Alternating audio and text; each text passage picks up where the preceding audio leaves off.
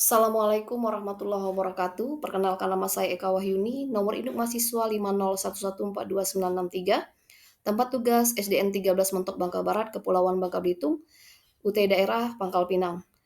Saya akan menjawab pertanyaan diskusi 4, mata kuliah studi komparatif pendidikan dasar di berbagai negara. Analisis integrasi TIK dalam pembelajaran pendidikan dasar. Integrasi teknologi informasi dan komunikasi dalam pembelajaran pendidikan dasar merupakan kebutuhan mendesak di abad 21. Berdasarkan data Kementerian Pendidikan Kebudayaan, Riset, dan Teknologi tahun 2023, penetrasi teknologi di sekolah dasar Indonesia mencapai 67%. Namun, pemanfaatan efektif untuk pembelajaran masih berkisar 43%. Hal ini menunjukkan gap atau kesenjangan antara ketersediaan dan implementasi yang optimal. I take her home. I drive all night to keep her warm and time is frozen.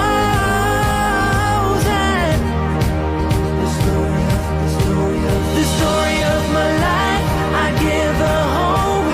I spend her love until she's broken inside. The story of my life. Written on these walls are the colors that I can change. Leave my heart open, but it stays right here in its cage. I know that in the morning now, see the story of. Video tadi adalah video saya ketika menerapkan atau mengimplementasikan pembelajaran TIK ke dalam pembelajaran kelas saya, yaitu mengajak siswa bermain kuis dengan menggunakan aplikasi Yground. Nah, berikut adalah gambar implementasi TIK saya kepada siswa dengan menyuruh siswa membuat desain sederhana amplop lebaran menggunakan aplikasi Canva.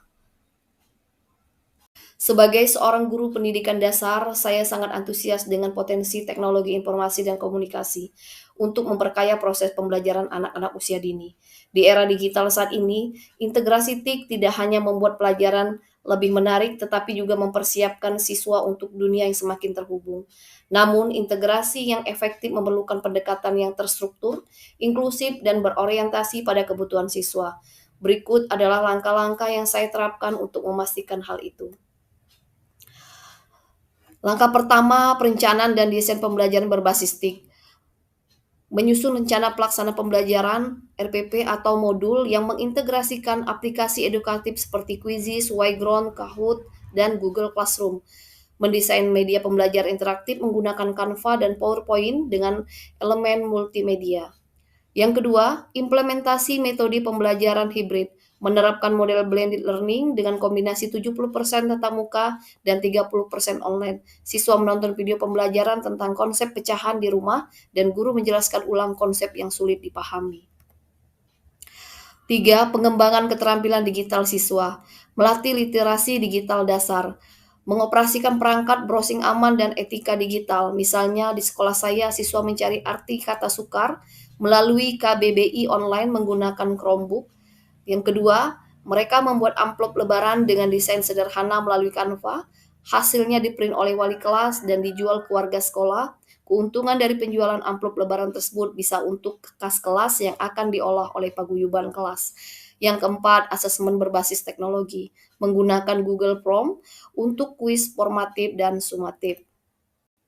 Dampak positif yang teridentifikasi, yang pertama, meningkatkan keterlibatan dan motivasi belajar siswa, mempermudah akses materi pembelajaran yang beragam, memfasilitasi pembelajaran personal sesuai kecepatan siswa, mengembangkan literasi digital sejak dini. Tantangannya adalah keterbatasan infrastruktur dan akses internet, terutama di daerah terpencil, kesenjangan kemampuan guru dalam menguasai teknologi, biaya pengadaan dan pemeliharaan perangkat yang tinggi, resiko distraksi dan penggunaan tidak tepat oleh siswa, berkurangnya interaksi sosial langsung antar siswa. Solusi dan strategi mitigasi.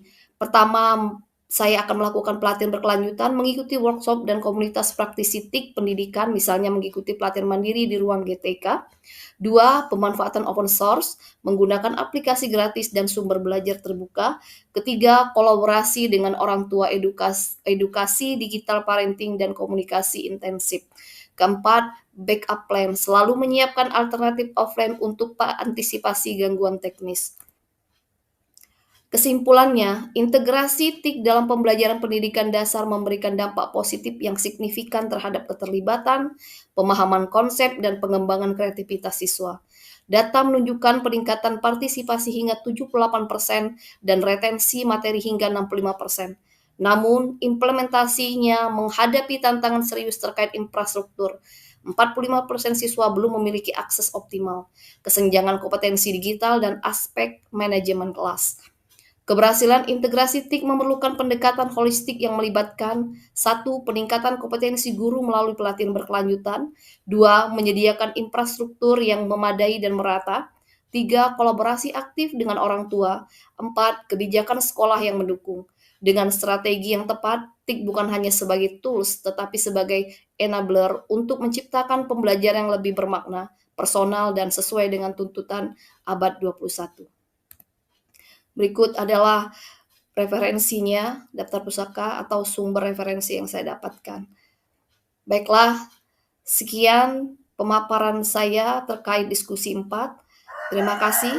Akhir kata saya ucapkan wassalamualaikum warahmatullahi wabarakatuh.